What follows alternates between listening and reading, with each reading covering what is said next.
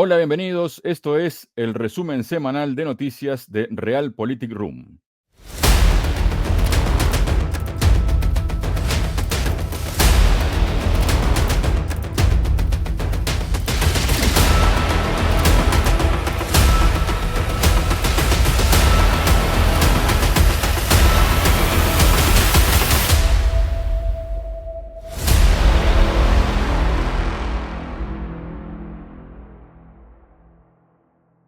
Tal como anticipaba en la presentación del programa, esto se trata de un resumen semanal de las noticias más importantes y para comentarlas cuento con la presencia del analista internacional Enrique Refollo. Enrique, bienvenido a Realpolitik Room. ¿Cómo estás? Pues muchísimas gracias por la invitación para este programa. En fin, nuevo formato, nuevo programa para ver 5 noticias a lo largo de la semana que hayan tenido lugar, que sean de interés público y general. Y bueno, en la medida de lo posible, este programa saldrá muy bien. Hoy, además, con este nerviosismo de nuevo programa, nuevo formato, tengo aquí a mis gatos, especialmente a uno de ellos, a Rodolfo, pendiente de todo, dando ánimos, diciendo que todo va a salir bien. Así que espero que su opinión sea una buena profecía para todos. Muy bien, Enrique. Bueno, tal vez la noticia o la semana empezó con una de las noticias más trascendentes, ¿no? De los últimos tiempos y tiene que ver con ese nuevo ataque terrorista de Ucrania contra, según la propia Ucrania lo ha reconocido, lo ha reivindicado, ¿no? Contra el puente de Crimea, es decir, el puente que une la Rusia continental, digamos, la región de Krasnodar con Crimea, que no ha sufrido un gran daño, pero que lamentablemente se cobró la vida de dos civiles, una pareja y su hija menor de edad resultó herida, ¿no? Y esto ha desatado una serie de hechos, de sucesos, ¿no? Pero ¿cómo podemos comenzar a comentar, Enrique, esta noticia de este ataque que se ha especulado mucho de cómo pudo haber sucedido también, ¿no? Sí, pero en primer lugar es muy interesante el hecho de que precisamente cuando hubo el atentado en octubre, el camión bomba también mató a otras 2 personas, otros 2 civiles. Y desde el gobierno ucraniano y desde ese sector pro-ucraniano que lo jalea, hablan de que estaban golpeando un objetivo militar y demás. Y digo, vale, lo han golpeado 2 veces y han asesinado a 4 personas, a 4 civiles. No sé yo, no sé yo le veo ahí fallas en ese argumento, porque cada vez que han hecho ataques de este tipo han acabado asesinando civiles que pasaban por allí, literalmente. Y en este caso, bueno, también ha habido otras polémicas a lo largo de la semana, como una carnicería en la ciudad de Lvov en ucraniano, Leópolis en polaco, que hicieron burla con la pareja asesinada, como que ellos entregaban bolas de carne con su cara. O sea, unas cosas que no solo son las declaraciones sino también de los políticos, de los dirigentes, sino también de que hay, demasiados maníacos en la cuestión. Volviendo al hecho que nos trae, el caso de este atentado, supuestamente lo hicieron con un vehículo no tripulado naval, afectó a un vano, a una parte, un tramo del puente, pero que ya está siendo reparado y próximamente pues, se restablecerá la plena circulación de todos los carriles. No fue afectado la vía férrea porque el puente tiene tanto la parte de carretera como la parte de vía férrea, y lo que demostró una vez más es también otra, entre comillas, profecía autocumplida, porque supuestamente Zaluzhny, si consideramos que sigue ahí dando su trabajo, pues afirmó que iba a atacar el puente de Kerch 2 días antes de precisamente que lo atacaran.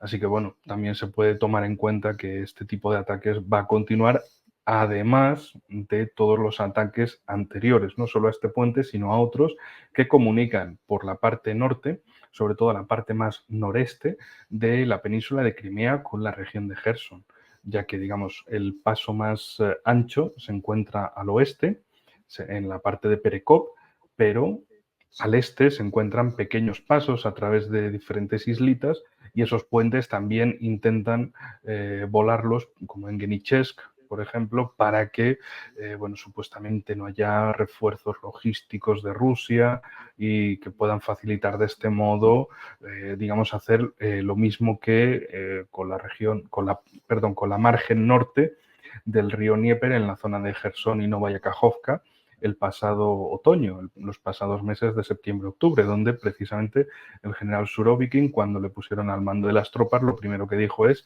sacamos a todo el mundo de esa parte del río, todos detrás del río, porque precisamente los ucranianos atacaban sistemáticamente el puente de Antonovka y la presa de Novaya Kajovka, amenazando con volar esos dos puentes y de ese modo aislar Aislar. logísticamente a las tropas rusas. Claro, Ujú. y entonces Surovikin ante ese riesgo dijo: no vamos a correrlo, todos para atrás, detrás del río y listo. Y en este caso intentan repetir la misma jugada de, bueno, pues vamos a intentar volar los puentes que haya detrás con el nuevo armamento occidental. Los misiles británicos son la Wunderwaffen, el arma milagrosa del mes, y bueno, ya el próximo mes pues ya veremos si misiles franceses o cuál es la nueva entrega. Bueno, también están con lo de las bombas de racimo, que, bueno, no sé si querías comentar el asunto, pero antes Ujú. de nada, ya que estamos con este tema de armas, lo de las bombas de racimo, que las usen o no contra zonas de civiles. Bueno, yo digo una cosa basada en mi experiencia también personal. Cuando el verano pasado, es decir, junio, julio, agosto, las Fuerzas Armadas de Ucrania lanzaron las minas Pétalo contra la ciudad de Donetsk. Minas antipersona, minas que se llaman pétalo porque parecen pétalos, y cayeron sobre todas las zonas de la ciudad. Y el Ministerio de Emergencias de Rusia intentó hacer lo posible, y también el Ministerio Local de Emergencias, para eliminar todas esas minas. Pero claro, si las minas quedan en un tejado o quedan en la copa de un árbol, a la primera ronda no las quitas. Pero si hay viento, se caen del árbol, se caen de los tejados y puede volver a haber minas. Es decir, que una zona limpia no es exactamente limpia, puede volver a estar, entre comillas, contaminada por nuevas minas. Eso en los medios occidentales se obvió por completo, se olvidó absolutamente. Incluso se culpó a Rusia de disparar esas minas, otra vez repitiendo el patrón de que Rusia se dispara contra sí misma, de que tira misiles contra sí misma, de que destruye sus propias represas, como la de Novaya Kajovka, o que dispara a su propia central nuclear, la de Energodar, o Zaporilla, según los medios occidentales. Y en este caso lo mismo. Las minas Pétalo pasaron de un par de meses que las usaran las fuerzas ucranianas, luego cuando se les acabó el stock, pasaron a otro armamento. Ahora les dan minas de racimo, que también, ¿por qué se las dan? ¿Qué, qué les van a dar si no? Pues mira, ¿te vamos a dar los F-16? No, hombre, no. Toma, bombas de racimo, Eso tíralas. demuestra, Enrique, que no hay mucho para dar. Que no hay mucho para dar y que también que la mayor parte de los países europeos firmaron el convenio para prohibir las armas de racimo. Entonces, claro, si lo has prohibido, pues eso no lo vas a usar, no lo vas a vender, pues dáselo a estos. Si es que, ¿qué más? Quien no lo ha firmado es Estados Unidos. Para ellos les interesa que si representa algún tipo de éxito militar, decir, nuestra industria lo fabrica. Chicos, ¿cuántos pongo en el menú esta vez? ¿O cuánto dinero público, cuánto dinero del contribuyente americano vamos a desviar esta vez desde la Casa Blanca hacia el complejo militar industrial de Estados Unidos? Porque recordemos también cómo hacen contratos a futuro. De sí, sí, vamos a hacer una inversión de tantos millones de dólares, pero a futuro, es decir, con la excusa de Ucrania, alimentar a sus propias grandes empresas, no solo de ese complejo militar industrial, sino también del complejo financiero, como BlackRock, que se habla mucho de los beneficios al complejo militar industrial por toda esta guerra, pero también está ese complejo financiero estadounidense buscando, mirando a Ucrania como asado de domingo por un hambriento. De esto está lleno de recursos naturales, de tierra. Esto es La Es una... reconstrucción. Sí, sí, sí, la reconstrucción que no va a haber reconstrucción de ninguna manera, va a haber expolio absoluto. Va a parecer lo del Congo con Leopoldo II va a parecer una broma en comparación con esto. Enrique, y automáticamente, ¿no? Aunque ya se sabía, ¿no? Que no estaban las condiciones dadas en principio para que Rusia renovara la iniciativa del Mar Negro de los granos, ¿no? Que Mm, permitía que desde 3 puertos de Ucrania salieran granos, ¿no? Para, como dijo el secretario general de Naciones Unidas, Antonio Guterres, para los países más necesitados, ¿no? Cuando en realidad luego los datos estadísticos cuentan lo contrario, ¿no? Porque mm. supuestamente ahora, al Rusia no renovar, digamos, este acuerdo, se va a venir una hambruna a nivel global, ¿no? Y los más perjudicados serán los africanos, cuando en realidad, de todo el grano que salió en este tiempo, a África llegó poco más del 2%, la gran mayoría se distribuyó en Occidente, gran parte también a China, y también hay que tener el dato en cuenta de que los granos de Ucrania representan apenas el 5% global, ¿no? Quiere decir que realmente no afectaría, ¿no? En demasía todo esto, ¿no? Entonces llegó esa salida de Rusia del pacto de granos y que justo en ese momento que ya se sabía lo que iba a pasar fue que llega este ataque al puente, se confirma de parte de las autoridades rusas la salida del pacto de la iniciativa del Mar Negro y bueno, y ahí empiezan también nuevamente las reacciones de Occidente, ¿no? Pongamos, digamos, un ejemplo distinto para empezar a abordar la cuestión. Imagínense eh, una empresa de mercadotecnia, de marketing, diciendo, bueno, a ver cómo vendemos una película de una invasión alienígena a la Tierra, pero son alienígenas tontos, blanditos, que hasta un niño con un palo los muele. ¿Esto cómo lo vamos a vender? Esto es que, ¿dónde está la tensión argumental? O sea, ¿dónde está te vendo una gran película, un gran argumento, una gran batalla, si los alienígenas son unos mierdecillas que te los cargas con la mirada? ¿Qué clase de invasión, de película de invasión alienígena es esa? Es decir, con esto a lo que me refiero es esa búsqueda del miedo, de la tensión, del drama. Va a ir a ver una película donde no hay nada de eso, pues, ¿qué clase de película es? ¿Qué argumento te ofrece? Nada. Entonces, desde Occidente lo que han buscado es precisamente, no, es una invasión terrible, son los mayores, siguiendo este argumento, sería la mayor invasión alienígena, supertecnología, destructivos, lanzan rayos por los ojos, etcétera. O sea, una cosa que suene terrible, que genere atracción de la atención pública. Si no, pues dices, esto, oigan, vuelvan a construir el guión porque, en fin, la cuestión, ahora para entrar seriamente con el asunto es que claro, si el acuerdo del grano, o sea, si Ucrania no supone el peso que le achacan al grano mundial, pues ¿de qué van a dramatizar? ¿Cómo van a poner esto como que en África se mueren todos, que los niños negritos se mueren de hambre, que hay que ir a ayudarlos, que es que Rusia mata de hambre al mundo, quieren ver a niños muriendo? Pues tienen que poner ese drama de algún modo. Si no lo ponen, ¿cómo van a atraer atención? Bueno, Rusia tiene el 25% del grano mundial, Ucrania el 5%, pues Rusia sigue siendo el más grande, ¿no? O sea, tampoco es una cosa, pero claro, digamos, han metido el argumento de que Ucrania, el granero de Europa, bla, bla, bla, bla, bla, bla, y que todo tiene que ir por ahí, de que sin Ucrania hay hambre, búsqueda de atención a través del miedo, utilización del miedo, del terror. Pero Rusia, ¿qué es lo que ha dicho? Oigan, que si hay hambre en países de África, nosotros enviamos grano, incluso gratis si es necesario. Claro, luego algunos se preguntan todavía de, ay, ¿y por qué los países africanos aplauden a Moscú y no a Washington? Hombre, o a Bruselas. Bueno, pues va a ser por cosas como esta, ¿no? De que unos hacen de verdad y los otros solo dicen que hacen.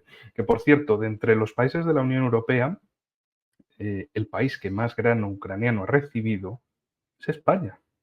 Un grano dedicado principalmente a la alimentación animal, a la fabricación de piensos, y aquí ha pasado en España sin pena ni gloria. Un tema sí, del grano mundial. Claro, es que imagínense, ¿no? El drama argumental de todo esto, que digan, bueno, es que los 3 países que más grano ucraniano se han llevado han sido China, España y Turquía. Y España, solo España ha recibido mucho más de lo que ha recibido toda África, por ejemplo. Por ejemplo, creo recordar que la cifra eran como 6.000 toneladas, de 6.000, Ujú. 6.000, sí, creo que 6.000 toneladas, China 8.000 y Turquía 2.000 y algo. Y África, todos los países africanos, poco más de 1.000 toneladas. En fin, es una cosa claro, ¿dónde está el drama? ¿Dónde está la tensión argumental? ¿Cómo van a vender una hambruna mundial si resulta que son países desarrollados? Y sobre todo lo más estúpido y absurdo por la parte que a España le toca en todo esto es el hecho de que nosotros somos un país agrícola y de que durante décadas, desde la Unión Europea, hasta desde cuando se llamaba Comunidad Económica Europea, se ha instado al decrecimiento, a reducir los cultivos, a reducir la producción en el sector primario, en el sector agroalimentario español. Y ahora se hace, ves estas jugarretas, pero luego te dicen por otro lado que hay que ayudar a los países africanos, el tercer mundo, que pasan hambre y demás. Oigan, se están cargando nuestro propio campo, están especulando, se están aprovechando del grano ucraniano y mal en Ucrania, mal en África, mal en España. Es decir, es una jugada perfecta para fastidiarnos a todos. Luego también han surgido acusaciones, ¿no? De que había mucha preocupación porque en realidad, aparte de granos, entraban armas a Ucrania a través de este sistema. Enrique, un poco Sí, también. claro. Eso es que si hay británicos de por medio o estadounidenses, claramente todo lo que parece un barco civil es un barco de transporte militar. Recordemos en la Primera y la Segunda Guerra Mundial cuántas veces los británicos camuflaban sus envíos incluso en barcos médicos. No, no, es un hospital flotante, sí, es un hospital flotante que ha explotado 5 veces. Debe ser que el betadine era inflamable, sí, sí, va a ser eso. Entonces, por esa parte, tampoco hay que... Claro que iban a meter armas, todo lo que fuera necesario, y sobre todo por un sentido muy importante. ¿Qué es lo que está al lado de Odessa, por ejemplo? Transnistria. Acumulación de armas en lo posible en esa zona para que, llegado el caso, puedan asestar un golpe indirectamente directo a Rusia. Es decir, Rusia tiene una fuerza de misión de paz en Transnistria, en esa zona entre Moldavia y Ucrania, desde 1992. Es decir, hay tropas rusas y arsenales gigantescos, tanto en Tiraspol como en la zona de Rivnitsa, el famoso arsenal de Kovasna, que, bueno, de vez en cuando es una zona que siempre es llamativa bueno, que invadimos, invadimos, que vamos a tomar el control de todo ese armamento porque es un arsenal de la época soviética, un arsenal gigantesco y, bueno, ante la falta de posibles municiones, para Ucrania sería como esa tarta deliciosa que está ahí mirándote y que no hay ni siquiera un cristal en el escaparate para agarrarla y Pero llevársela a la boca. Y, esto también trae perdón la interrupción, Enrique, traería la connivencia, por decirlo de algún modo, de la propia presidenta de Moldavia, Maya Sandu, ¿no? Porque por un lado está reclamando que es un territorio de Moldavia, pero por otro lado no le molestaría que fuera atacado, por lo cual también hasta Moldavia se podría convertir en un objetivo militar de Rusia, ¿no? Claro, ese es el problema en la situación que ha estado dando vueltas a todo esto de si Moldavia va a participar, no va a participar, porque Maya Sandu es básicamente una tipa que viene de la Open Society Foundation de Soros, que le hicieron toda la campaña presidencial en 2020 para que fuera ella la presidenta y que no revalidara y Kordodon, de los socialistas de Moldavia, porque Dodon tenía una visión más hacia el este. No solo Rusia y demás, sino, oigan, que nuestros lazos más importantes tienen que mirar hacia el este, hacia Rusia, hacia el espacio eurasiático y dejarse de tanto europeísmo, aunque luego, por ejemplo, uno iba a Chisinau, a la capital de Moldavia, y estaba lleno de banderas europeas y de la Unión Europea, y que incluso su Ministerio de Exteriores es el Ministerio de Asuntos Exteriores e Integración Europea. Es decir, esa parte, ese sector proeuropeísta, pro-Unión Europea, mejor dicho, es muy fuerte en Moldavia y la han intentado buscar cómo la van a acercar ahí, pero igual que con Ucrania. Ojo, cuidado, mira, te vamos a usar, pero no te vamos a dar nada. Vamos, si te damos armas es para que tú vayas a hacer el ariete contra Rusia. Si Ucrania va a lo grande, tú vas a lo pequeño en Transnistria. Ya te apoyarán supuestos voluntarios rumanos o lo que sea que te quieran mandar ahí, pero básicamente que Moldavia se estrelle y que no sea ni parte de la OTAN ni de la Unión Europea. No partes oficiales, pero sí partes usadas, que esa es la clave de la cuestión, partes usadas. Y también me gustaría señalar una cuestión más, que por barco sigue siendo la opción más barata y masiva para el transporte de todo tipo de elementos. Es decir, por ferrocarril o por carretera, sí, se puede enviar muchas cosas, pero necesitas una logística mayor. Por barco es mucho menor. Es decir, en un barco lo que transportan, pongamos 100 camiones, te lo transporta un tren. Lo que te transportan 50 trenes, te lo transporta un barco. Entonces, si quieres mandar mucho desde muy lejos, lo mejor siempre es utilizar la vía marítima. Y claro, la destrucción de los puertos de Odessa o Mykolaiv, pues desde luego dejaría a Ucrania sin esas grandes entradas marítimas y toda la logística tendría que ir por tierra o por ferrocarril desde los puertos del Báltico principalmente, utilizando a Polonia como centro logístico y a partir de ahí distribuirlo entre los chihuahuas bálticos o enviarlo a Ucrania. Entonces, bueno, es desde luego muy importante y el tema de Transnistria a mí me parece siempre importantísimo a tener en cuenta por esa cercanía con Odessa y porque constantemente amenazan con atacarla. Y claro, al final es una cantidad de soldados muy pequeña la que tiene Rusia y que no puede reforzar de ningún modo ni sacar ni nada, porque al final es o espacio aéreo de Moldavia o sobre todo espacio aéreo de Ucrania, de la región de Odessa, del Oblast de Odessa. Entonces, es una forma de presionar, ya veremos qué sucede de aquí a unos meses, si el conflicto se estanca o si van a intentar, ante el fracaso en Zaporilla y demás, intentar vender un éxito con el asalto a Transnistria, como una especie de pequeña operación que les podría salir bien. Entre comillas, es una tropa rusa con milicias de Transnistria, bueno, el ejército de Transnistria, que no representaría más que una pequeña parte, pero claro, si ante los ataques al puente de Kerch Rusia ha respondido con oleadas de misiles y de drones, si las fuerzas ucranianas se atreven a cruzar esa parte, ¿cómo respondería Rusia? Esa es la cuestión. Ya después del revés, el revés muy esperado también por otra parte en la región de Kharkov y luego también la retirada que tuvieron que hacer en Gerson, es decir, septiembre-octubre del 2022, eso llevó a la movilización parcial. Es decir, hubo un desastre y se declaró la movilización parcial. Y luego también, bueno, los referendos en las repúblicas populares de Donetsk y Lugansk y en las regiones de Zaporilla y Gerson. Todo eso en septiembre del 22.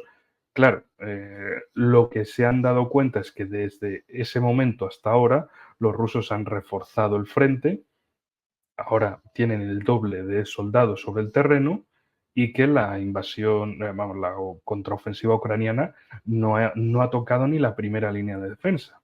Entonces, podrían pensar, bueno, ¿y si intentamos una aventurilla en Transnistria para ver si por lo menos Ucrania puede vender un éxito ya? ¿Y cómo va a ser la respuesta rusa a la vista de estas cuestiones? Luego también esta semana tenemos, Enrique, que se ha sabido que Rheinmetall, quienes fabrican los Leopard, ¿no? La empresa alemana, en un principio parecía que iba a abrir una planta en Polonia, luego se decidieron por Ucrania, porque parece que está dando esto muchas ganancias, y desde Rusia han respondido que eh, calculan que en 12 semanas ya estaría la planta en activo, ¿no? Y desde el Ministerio de Relaciones Exteriores de Rusia han respondido que si hacen eso, que esa planta se va a convertir en un legítimo objetivo militar. ¿Esto en qué situación deja a Alemania y también a esta empresa, Enrique?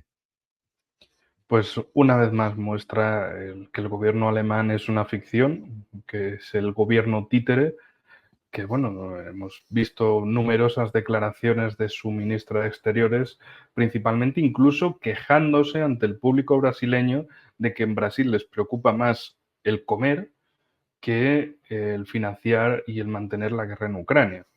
Fíjate qué locura, ¿no? Un ministro de Exteriores va a otro país y le dice lo que tiene que hacer ese país. Luego, claro, por eso el viaje terminó pronto y mal para ellos, porque ir a otro país a insultarles, a decirles, oiga, es que está muy mal que ustedes se preocupen poco de nuestra guerra y mucho de su comer. Es que, claro, comer 3 veces al día debe ser un vicio para ellos, como cobrar 300.000 euros al mes, como Borrell, por ejemplo, o von der Leyen, pues, ¿quién se va a preocupar de lo que come cobrando ese sueldo, no? Pero bueno, viven en su burbuja y en el caso del gobierno alemán, pues, bueno, al final acaban por un lado, mostrando que políticamente no son nada, que aceptan todo lo que les manden desde Occidente. Hubo ciertas tensiones, por ejemplo, con lo de los Leopard, de que Scholz, el presidente de Alemania, decía, bueno, vamos a mandarlos todos juntos, ¿no? Que yo sé que me estáis aquí queriendo hacer el lío de que nosotros mandemos los Leopard, acaben en la primera línea de ataque, sean destruidos, quedemos mal, nadie nos compre, y luego lleguéis vosotros con los Leopard, perdón, con los Challenger británicos y con los Abrams estadounidenses, y ahí poder romper la línea, quedar bien, y luego irle a otros países a vender lo vuestro y demás, y nos queréis fastidiar por la parte económica, y ahora pues también podría ser una apuesta de esa oligarquía económica alemana para decir, bueno, vamos a intentar meternos aquí, ¿no? Eso se puede ver así o se puede ver simplemente como un suicidio, otro paso más del suicidio asistido a Alemania, no solo ya como esa ficción política, sino directamente como potencia económica, porque no olvidemos el ataque al Nord Stream, a quien le afectó era Alemania. Rusia lo que no le vende a uno se lo vende a otro, pero Alemania lo que no recibía de Rusia lo tiene que comprar a otros, más caro, desde luego. También han buscado una opción de la que se habla poco, que es la de gasoductos desde Argelia, a través de Italia, Austria y Alemania. Y Alemania buscarse ahí por otro lado. Y España, tontamente, con el gobierno socialista de Pedro Sánchez y compañía, pues en vez de que ese gasoducto eh, tenga un ramal a España o entre a Europa por España, pues todo va por Italia.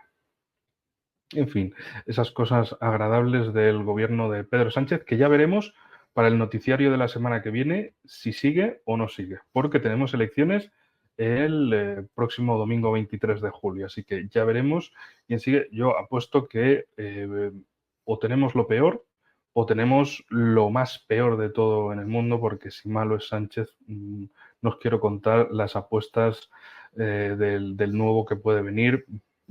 Ya veremos la semana que viene. Sobre este tema, pues en definitiva eso. Alemania, el gobierno alemán quiere que su país se suicide del todo. Políticamente, como digo, no existe. Económicamente es lo único que tiene, lo único que le quedaba, y parece ser que quieren sacrificarlo en favor de los intereses angloestadounidenses, es decir, tanto de Londres como de Washington.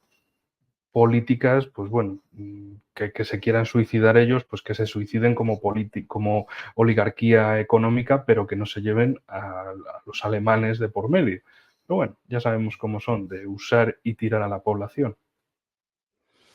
Y luego, ¿no? Hablábamos hace unos minutos, Enrique, hablabas, ¿no? Del hecho de que si envían bombas de racimo es porque tal vez no tengan otras cosas para enviar, o lo que tú decías también, ¿no? Que lo envían porque como no lo pueden usar, en principio Mm, que lo han usado igual, que bueno, ya se lo damos y aquí tenemos esta mm. industria, pero ha salido una publicación en Político esta semana, el medio estadounidense, diciendo que el esfuerzo principal de los aliados para que Ucrania pase de donar armas a repararlas, y esto lo han dicho desde el Pentágono, ¿no? Lo dijo William LaPlante, dijo, estamos creando instalaciones de reparación en Europa, estamos traduciendo manuales, tenemos que hacer mucho más juntos, por lo que habrá más enfoque en eso por parte de las naciones socias, la adquisición y el mantenimiento del Pentágono.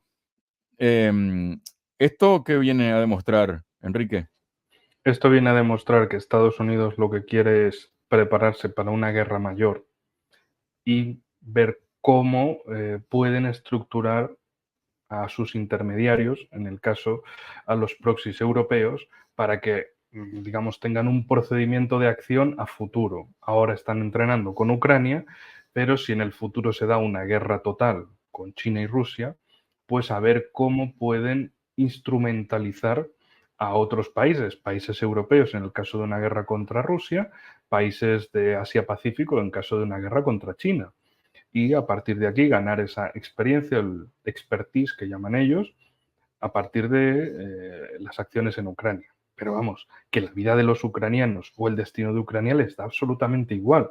Eso ha quedado siempre, siempre impecablemente claro, salvo para los títeres de Kiev y de otras grandes capitales europeas.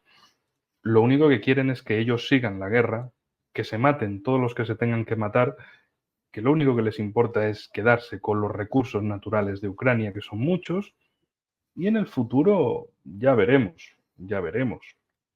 Pero lo más importante es el ganar esa experiencia de guerra, esa experiencia de combate, esa excusa de la guerra en Ucrania para fortalecer su complejo militar industrial, porque de otro modo, claro, imagínense, si no hay guerra, es decir, si hay paz, ¿para qué fabricar más armas? ¿Para qué llenar más almacenes con suministros? Si es que, si, ¿cómo justificar esos millones y millones de dólares y euros en gasto militar? Hemos visto en décadas anteriores cómo, en el caso de España, se dice lo de mantequilla o cañones. ¿Qué quieren? ¿Que gastemos más en mantequilla o en cañones?